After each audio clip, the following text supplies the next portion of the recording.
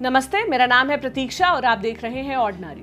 25 साल की सीमा दिल्ली में रहती है, जॉब करती हैं, 1 साल से ज्यादा वक्त से वर्क फ्रॉम होम कर रही हैं। महीने भर पहले उन्होंने नोटिस किया कि उनका वजन कुछ ज्यादा बढ़ गया है। उन्होंने वर्कआउट शुरू किया, यूट्यूब पर एक्सरसाइज और डाइट के वीडियोस उन्होंने देखे। कई सारी जगहों पर उन्हें एक ही शब्द बार बार सुनाई दिया, मेटाबॉलिज्म।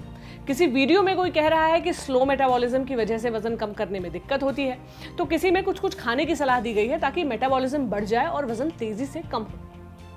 सीमा हो गई कंफ्यूज, पर ये कंफ्यूजन केवल सीमा को नहीं है, बल्कि हर उस व्यक्ति को है जो वेट लॉस जर्नी की तरफ बढ़ता है।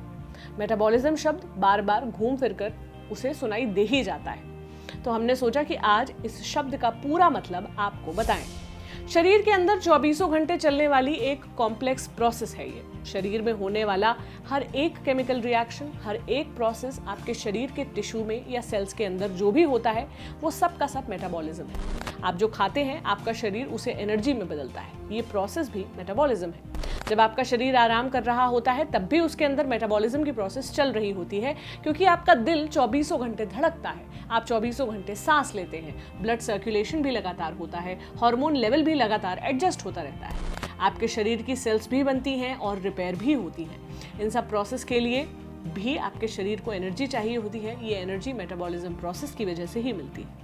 अमेरिका के नेशनल इंस्टीट्यूट ऑफ हेल्थ के मुताबिक मेटाबॉलिज्म शरीर में होने वाली उन सभी फिजिकल और केमिकल प्रोसेस को कहते हैं जो एनर्जी बनाते हैं या फिर उसका इस्तेमाल करते हैं। वेस्ट बंगाल के गवर्नमेंट मेडिकल कॉलेज के एसोसिएट प्रोफेसर डॉक्टर अनन्या मंडल अपने एक आर्टिकल में मेटाबॉलिज्म को कुछ इस तरह से डिस्क्राइब करती है। किसी जीव और कोशिकाओं की जीवित अवस्था को बनाए रखने के लिए जो भी केमिकल रिएक्शन शरीर के अंदर होते हैं, वो सब मेटाबॉलिज्म है। ऑर्डिनरी ने कार्डियोलॉजिस्ट डॉक्टर परमीत सिंह से भी बात की। उन्होंने जो कहा वो भी सुन लीजिए। कार्बोहाइड्रेट, प्रोटीन, फैट, इन सब से आपको एनर्जी मिलती है। ये आपके शरीर के ईंधन। तो मेटाबॉलिज्म का मतलब होता है कि इस ईंधन को आप कितनी तेजी से इस्तेमाल कर रहे हैं, ये मेटाबॉलिज्म।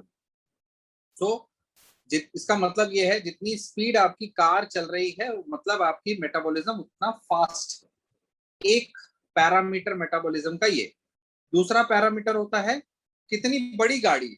अगर ट्रक है तो ट्रक के लिए आपको ज्यादा पेट्रोल लगेगा, ज्यादा बड़ी टंकी लगेगी, और छोटी सी आपके पास मोटरसाइकिल है तो छोटी सी टांकी काफी।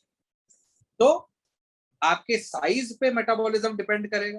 तो जिसका साइज ज्यादा होगा उसका मेटाबॉलिज्म तेज होगा।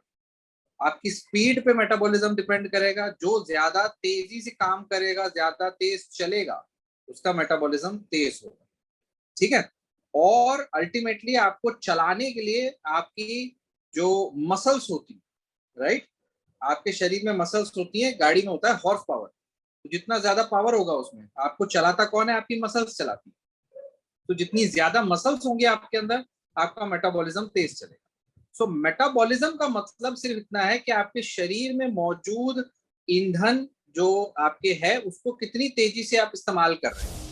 सवाल है कि कितने तरीके का मेटाबॉलिज्म होता है। इसका जवाब है 2 तरह का, कैटाबॉलिज्म और एनाबॉलिज्म। कैटाबॉलिज्म उस मेटाबॉलिक प्रोसेस को कहते हैं जिसमें एनर्जी प्रोड्यूस करने के लिए बड़े मॉलिक्यूल्स छोटे छोटे हिस्सों में टूटते हैं। इस एनर्जी का इस्तेमाल शरीर के बाकी कामों में होता है। अब बात एनाबॉलिज्म की। इसका मतलब है शरीर के अंदर कुछ बनना, जैसे हड्डियों का बनना, मसल्स का बनना, फैट का, स्किन का, हेयर का बनना।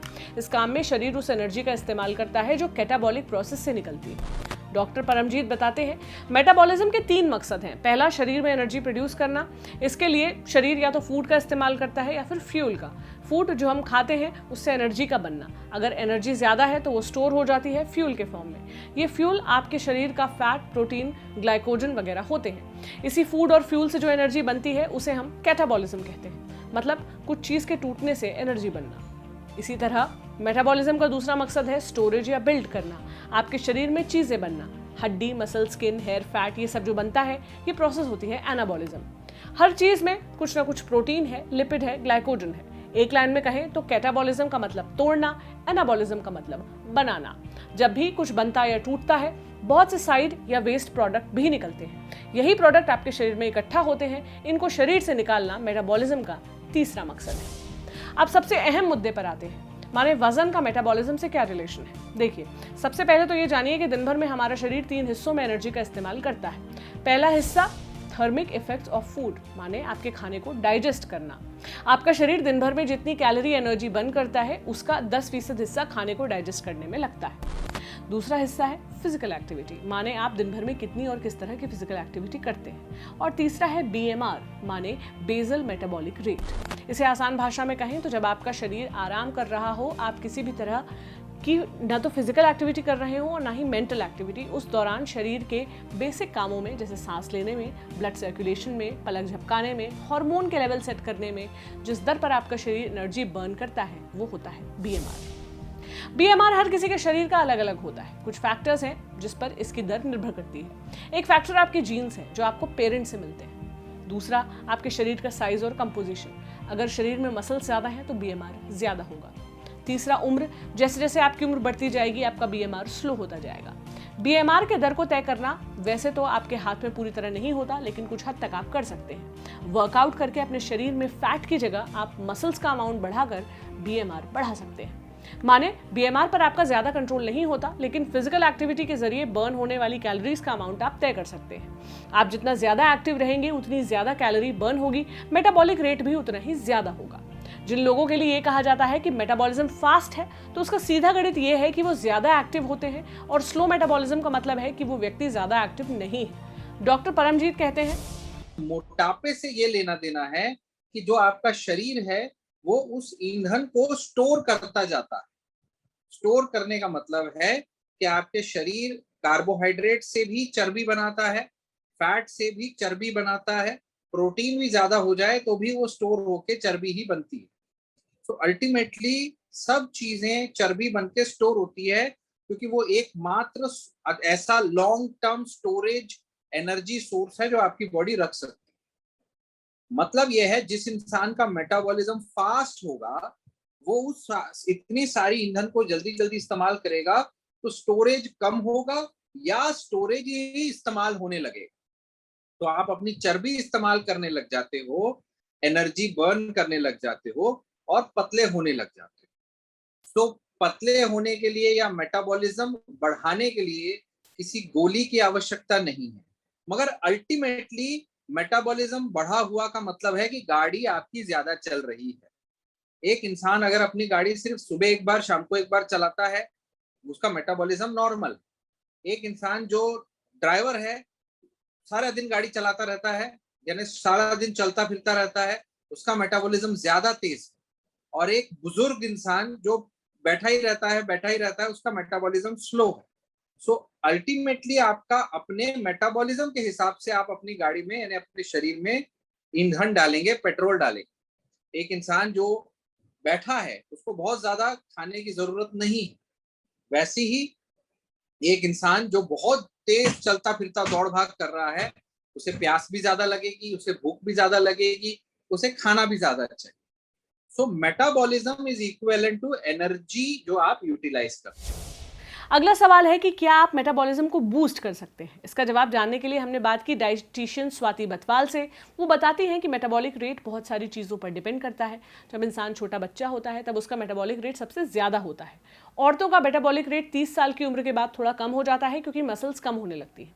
पुरुषों की अगर बात करें तो उसमें 50-55 साल के बाद मेटाबॉलिक रेट कम होने लगता है। स्वाति बताती है, मेटाबॉलिक रेट को सबसे आसान तरीका बढ़ाया जा सकता है एक्सरसाइज। जब हम एक्सरसाइज करते हैं, जब हम कसरत करते हैं, हमारा जो मेटाबॉलिक रेट है वो 5 से 10% तक बढ़ सकता है, वो भी 48 आवर्स तक। तो कोशिश करिए जो भी मॉडरेट एक्टिविटी है, चाहे आप वॉक पे जाएं, चाहे आप दौड़ें, ये ज़रूर करें। एक्सरसाइज के साथ साथ मसल मास भी बनता है, जो हमारे मसल्स होते हैं हमारी मेटाबॉलिक रेट को बढ़ाने में मदद करते हैं। तो कोशिश करिए आप एक्सरसाइज ज़रूर करिए।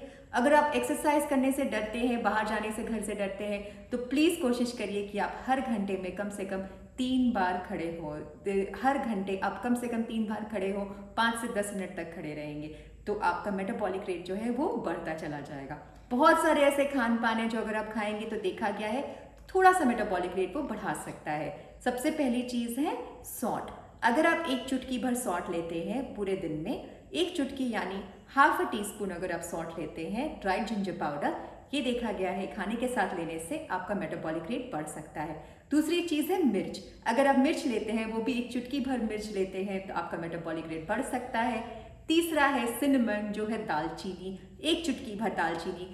देखिए इन सब सारी चीज़ों को, जितने भी घरेलू नुस्खे हैं मेटाबॉलिक रेट बढ़ाने के, प्लीज़ थोड़ा सा ही यूज़ करें, ज़्यादा ना करें। इससे आपको फ़ायदा कम, नुकसान ज़्यादा हो जाएगा। चौथी चीज़ जो आप यूज़ कर सकते हैं वो है काली चाय या ब्लैक कॉफ़ी। देखिए जब हम दूध मिलाते हैं या कॉफ़ी में दूध मिलाते हैं तो वो मेटाबॉलिक रेट हमारे शरीर में बढ़ा नहीं पाता। तो इसलिए कोशिश करें ब्लैक कॉफ़ी कम से कम 2 से 3 पिए। अगर आप कॉफ़ी नहीं पी सकते हैं तो अपनी चाय, ब्लैक टी 2 से 3 बार पूरे दिन में आप ले सकते हैं। तो कोशिश करिए जितनी से जल्दी एक्सरसाइज करें, जितना वॉक करें, जितना मूव करें, आपका मेटाबॉलिक रेट बिल्कुल सही बना रहेगा और आपका वजन भी कंट्रोल में रहेगा। एक और अहम सवाल आता है, चाय पीने या मिर्च खाने से मेटाबॉलिक रेट क्यों बढ़ता है? इस पर डॉक्टर परमजीत बताते हैं कि इन सारी चीज़ों से आपके जागने की क्षमता बढ़ जाती है। जब आप जागेंगे तो जाहिर है आप बैठेंगे, चलेंगे, काम करेंगे, इससे आपका एक्टिविटी लेवल बढ़ जाएगा, मतलब आपका मेटाबॉलिज्म भी बढ़ जाएगा। हर वो दवा जो धड़कन बढ़ाएगी, हर वो दवा जो आपके शरीर के अंदर एनर्जी इस्तेमाल करने की प्रोसेस को आसान करेगी, उसे हम मेटाबॉलिज्म बढ़ाने की दवा बोल सकते हैं। लेकिन अल्टीमेटली मेटाबॉलिज्म बढ़ा हुआ का मतलब यही है कि गाड़ी आपकी ज़्यादा चल रही है, माने आप ज़्यादा एक्टिव हैं। इतने सारे आर्टिकल्स पढ़ने, डाइटिशियन और कार्डियोलॉजिस्ट से बात करने पर हमें ये पता चला है कि आप जितना एक्टिव रहेंगे उतना ही आपका मेटाबॉलिज्म तेज़ होगा। आपके मेटाबॉलिज्म के तेज़ या स्लो होने से आपके वज़न पर फर्क नहीं पड़ता, बल्कि आपके वज़न से डिसाइड होता है कि मेटाबॉलिज्म की स्पीड क्या होगी। डॉक्टर्स कहते हैं कि एनाबॉलिज्म और कैटाबॉलिज्म दोनों ही तरह के मेटाबॉलिज्म का बैलेंस रहना ज़रूरी है। फैट प्रोटीन टूटने के साथ ही ज़रूरी मात्रा में बनते भी रहना चाहिए, क्योंकि अगर केवल कैटाबॉलिज्म होगा तो आप बहुत दुबले पतले हो जाएंगे, और अगर केवल एनाबॉलिज्म होगा तो आपका वजन बढ़ता ही चला जाएगा। इसलिए बैलेंस डाइट लेना और 5 से 6 लीटर पानी पीना, एक्टिव रहना और कसरत करते रहना बहुत ज़रूरी है। ये जानकारी आपको कैसी लगी हमें कमेंट सेक्शन में ज़रूर बताएं। उम्मीद है ये जानकारी आपके काम आएगी। इसे जुटाया था आपके लिए लालिमा ने और प्रेजेंट किया मैंने, यानी प्रतीक्षा ने। देखते रहें ऑर्डिनरी। शुक्रिया।